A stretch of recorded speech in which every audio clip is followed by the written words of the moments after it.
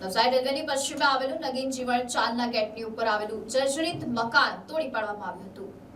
નવસારીના જલાલપુર નજીક આવેલી આનંદ ભુવન ચાલ ખાતે 3 જર્જરિત મકાનો તૂટી પડ્યા બાદ એનટીસી ન્યૂઝ દ્વારા સ્ટેશનની પશ્ચિમે આવેલ નગીન જીવન ચાલના ગેટની ઉપર નમી પડેલા અને ખૂબ જ જોખમી અવસ્થામાં આવેલા મકાન અંગે અહેવાલ પ્રગટ કરવામાં આવતા મહાનગરપાલિકાના સ્ટાફ તેમજ પોલીસની હાજરીમાં જર્જરિત મકાન તોડી પાડવામાં આવ્યું હતું.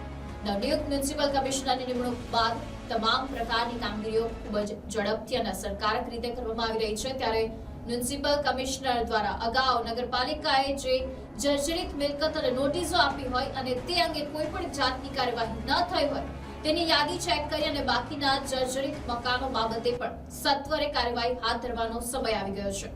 ત્યારે આશા રાખીએ કે આગામી ટૂંક સમયમાં બાકીના જર્જરિત મકાનો બાબતે પણ કાર્યવાહી કરી અને નવસારી શહેરને કોઈ મોટી દુર્ઘટનામાંથી ઉગારવાની કામગીરી મહાનગરપાલિકાના તંત્ર દ્વારા કરવામાં આવશે.